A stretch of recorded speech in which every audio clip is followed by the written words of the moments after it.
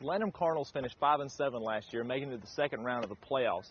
They started off slow because of injuries, but when they got all their team together, they really clicked. Now, with a lot of people gone from last year's squad, we'll see if the Cardinals can get back into shape and get into the Region 2 1A championship hunt. They'll have a good offensive line. Defense should be solid with Zeke Rollins. Let's hear what John Cann has to say about his Cardinals. Cann, going into this year, just what are the expectations for the Cardinals?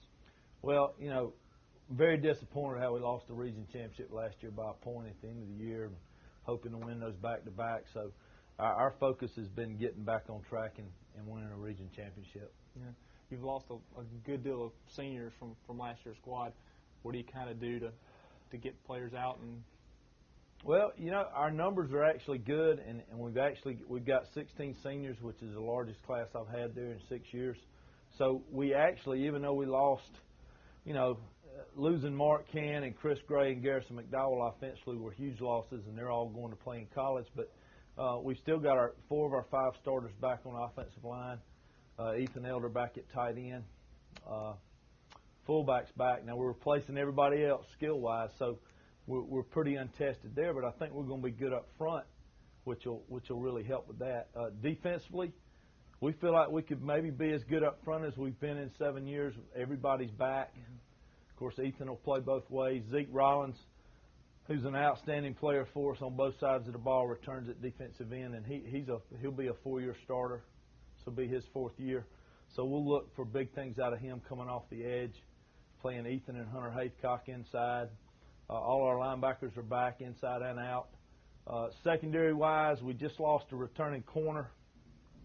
So we're going to be very inexperienced at the 2 corners and the free safety. But Adam Pitts is going to step in at free safety, and he's very athletic. We feel good about him. The corner deal is wide open right now. We hope to come out of FCA camp on Saturday knowing who those 2 guys are going to be. Yeah. Losing that kind of backfield with Mark and with Garrison, who do you replace those 2 guys with, and what do you do offensively? Yeah, Brandon Provo will be starting for us at tailback, and he was as patient as you could be having to play behind Garrison last year. He's actually faster than Garrison, different running style, but we look for huge things out of him if we can keep him on one piece. And he got some carries last year when Garrison was hurt, so we think he'll have a big year.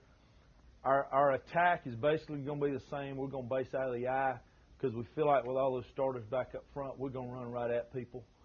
We're so inexperienced at receiver other than Ethan at tight end, and Zeke's a great receiver out of the backfield at fullback, but everybody else is untested, so we're not quite sure yet how well we're going to be able to throw the football. But Thomas Howard's going to step in at quarterback, who backed up Mark last year. He's a senior, been in our program, played defense for us, and you know, we're excited about him, and he runs real well, so we'll be able to do some things with him on the option and all, getting him running the football that we didn't do a lot of with Mark.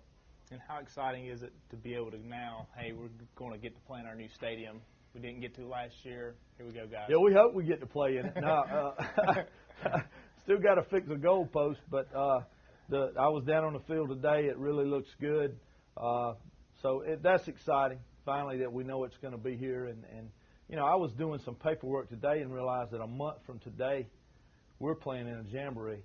I mean, it's here, so we'll be playing there right around the corner.